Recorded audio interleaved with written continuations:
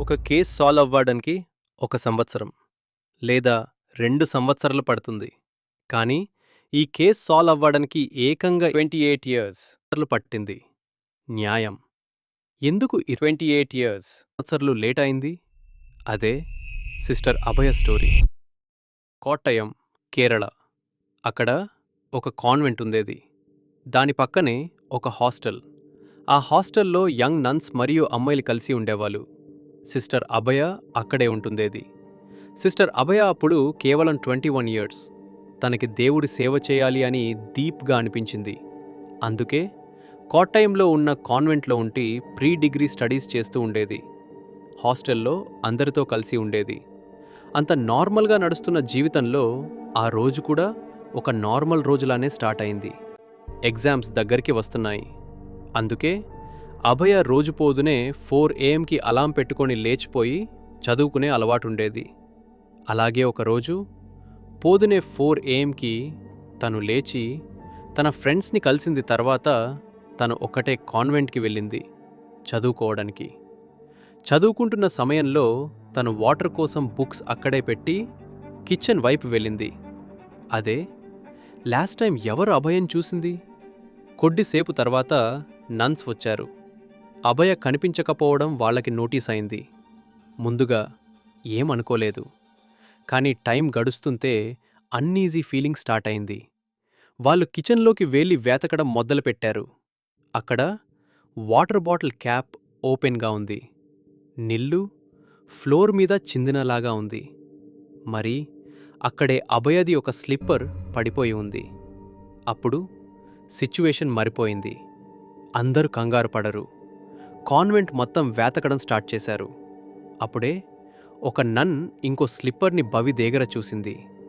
ఆ నన్ స్లోగా బవి దగ్గరికి వెళ్ళింది. 1 సెకండ్ అర్థం కాలేదు. లోపల చూసక అభయ ప్రాణం లేకుండా బవి లోపల ఉండడం చూసి షాక్ అయింది. ఆ మూమెంట్ తర్వాత కాన్వెంట్ మొత్తంకి మ్యాటర్ తెలిసిపోయింది. అందరూ కంగారుగా బవి దగ్గరకు వచ్చారు. ఎవరికీ అర్థం అవ్వలేదు ఎక్కడ, ఎలా, ఏమి జరిగింది అని. కొంతసేపట్లో ఫైర్ ఫోర్స్ వచ్చింది. పోలీస్ని పిలిచారు. బవిలో ఉన్న అభయ బాడీని బయటకి తీశారు. మార్నింగ్ వరకు నార్మల్గా ఉన్న కాన్వెంట్ ఇప్పుడు కంప్లీట్గా మారిపోయింది. కొద్దిసేపు తర్వాత కాన్వెంట్లో అందరికీ ఇది తెలిసిపోయింది. ఒక్కసారిగా ఆ ప్లేస్ మొత్తం కంగారులో మునిగిపోయింది. నన్స్, స్టూడెంట్స్ అందరూ బావి దగ్గరకు పరిగెట్టారు. ఎవరికీ అర్థం కాలేదు. మార్నింగ్ వరకు నార్మల్గా ఉన్న ఆ కాన్వెంట్ ఇప్పుడు ఒక క్రైమ్ సీన్ అయిపోయింది. పోలీస్ వచ్చారు. ఫోటోగ్రాఫర్ని పిలిచారు. ఫొటోస్ తీయడం స్టార్ట్ చేశారు. బాడీని ఆటోప్సీ కోసం పంపించారు. ఆటోప్సీలో డాక్టర్స్ కొన్ని విషయాలు గమనించారు. శరీరం మీద కట్స్, బ్రూజెస్ మరియు తలకి బలమైన దెబ్బ. కానీ రిపోర్ట్లో ఒకటి లైన్ రాశారు, కాజ్ ఆఫ్ డెత్ డ్రౌనింగ్. అంతే, సూయిసైడ్. కానీ బయట ఉన్న వాళ్ళకి ఇది నమ్మకం రాలేదు. ఎగ్జామ్ కోసం ప్రిపేర్ అయ్యే అమ్మాయి, అలారం పెట్టుకుని లేచిన అమ్మాయి ఎలా సూయిసైడ్ చేస్తుంది? ఈ డౌట్ అక్కడే ఆగలేదు. స్లోగా మాట్లాడుకోవడం స్టార్ట్ అయింది. కాన్వెంట్ బయట, టౌన్ మొత్తంలో ఇది సూయిసైడ్ కాదు అని పీపుల్ చెప్పడం మొదలుపెట్టారు. మీడియా కూడా కేస్ మీద ఫోకస్ పెట్టింది. ప్రెషర్ పెరగడం మొదలైంది. ఈ ప్రెషర్తో కేస్ని లోకల్ పోలీస్ నుండి తీసుకుని క్రైమ్ బ్రాంచ్కి ట్రాన్స్ఫర్ చేశారు. కొత్త టీం వచ్చింది. ఫ్రెష్గా ఇన్వెస్టిగేషన్ స్టార్ట్ చేశారు. కానీ డేస్ గడిచాయి, నెలలు గడిచాయి, సంవత్సరాలు కూడా గడిచాయి. కేసులో ఏదైనా ముందుకు వెళ్ళిన సైన్ కనిపించలేదు. ఇంకొక పెద్ద ప్రాబ్లం ఉంది. సిస్టర్ అభయ ఆల్రెడీ బరియల్ అయిపోయింది. మెడికల్ ఎవిడెన్స్ ఆల్మోస్ట్ మొత్తం పోయినట్టు అయిపోయింది. క్రైమ్ బ్రాంచ్ కూడా చివరికదే చెప్పింది. సూసైడ్ అనే యాంగిల్ స్ట్రాంగ్గా ఉంది. ఈ డిసిషన్తో అభయ కేస్ మళ్ళీ ఒకసారి ఆగిపోయింది. కానీ ఈ కేస్ని అందరూ మర్చిపోలేదు. నన్స్, లాయర్స్, జర్నలిస్ట్స్, యాక్టివిస్ట్స్ అందరికీ ఒకటే డౌట్, ఇది ఒక నార్మల్ సూసైడ్ కేస్ కాదు. ఈ ప్రెషర్ ఇంత పెరగడంతో కేస్ని సిబిఐకి హ్యాండ్ ఓవర్ చేశారు. సిబిఐ ఈ కేస్ని కొత్త యాంగిల్లో చూడడం స్టార్ట్ చేసింది. ఓల్డ్ విట్నెసెస్ని మళ్ళీ క్వశ్చన్ చేశారు. ఓల్డ్ రిపోర్ట్స్ని మళ్ళీ అనలైజ్ చేశారు. డమ్మీ టెస్ట్స్ చేశారు. ఎలా పడితే ఎలా ఇంజరీస్ వస్తాయి అని అబ్జర్వ్ చేశారు. ఆ రిజల్ట్స్ చూసాక ఒక విషయం క్లియర్ అయింది. ఇది సూసైడ్ కాదు. సిబిఐ కూడా అది యాక్సెప్ట్ చేసింది.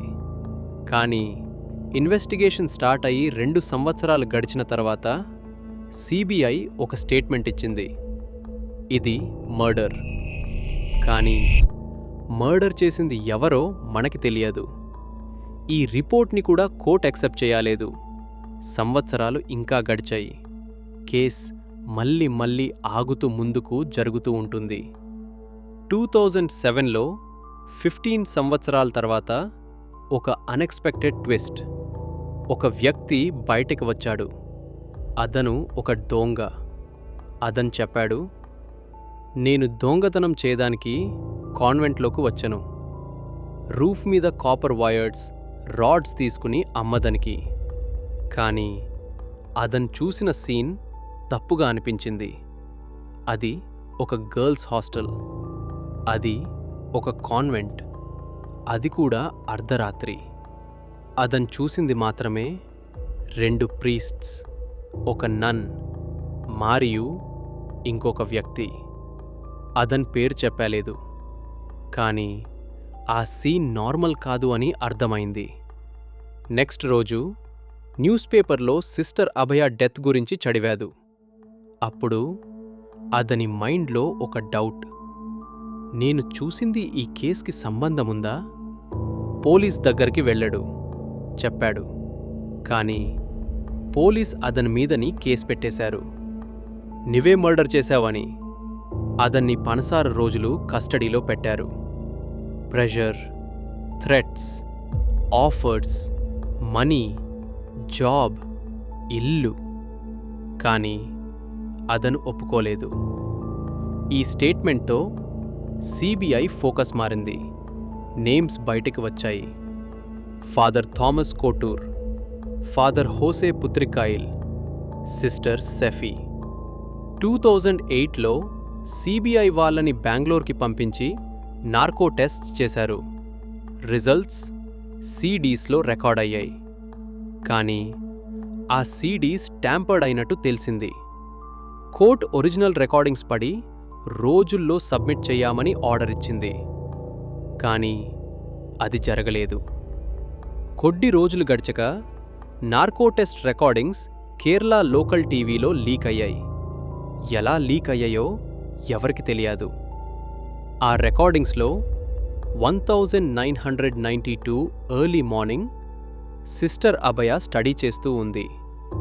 వాటర్ కోసం కిచెన్కి వెళ్ళింది. అప్పుడు ఆమె ఏదో చూసింది. Father Kottoor, father Jose, sister Sephy. Compromising situation. తను వెనక్కి తిరిగి పరిపోవడానికి చూసింది. కానీ తనని అటాక్ చేశారు. కిచెన్లో ఉన్న యాక్స్ని సిస్టర్ సెఫీ తీసుకుంది. అభయ తలమీద కోటింది.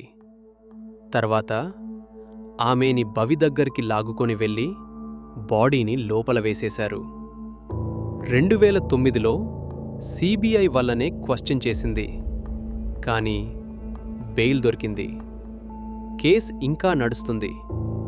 2009 నుండి 2019 వరకు హెరింగ్స్, అడ్జార్న్మెంట్స్, డీలేస్. కానీ 2020లో కేరళ హైకోర్టు ఫైనల్ జడ్జిమెంట్ ఇచ్చింది. ఫాదర్ థామస్ కోటూర్, సిస్టర్ సెఫీ ఇద్దరికీ life imprisonment. Narco test recordings మరియు దొంగ రాజు స్టేట్మెంట్ బేస్ చేసుకొని ఫాదర్ హోసే ఎవిడెన్స్ లేకపోవడం వల్ల రిలీజ్ అయ్యాడు. ఇప్పటోదు సంవత్సరాల తర్వాత ఒక అమ్మాయికి న్యాయం దొరికింది. ఈ కేస్ మర్డర్ గురించి కాదు, టైం గురించి, సిస్టమ్ గురించి. ఒక నిజం ఇంతకాలం ఎంత కష్టంగా బయటికి వస్తుందో చెప్పే కదా. ఇది సిస్టర్ అభయ స్టోరీ.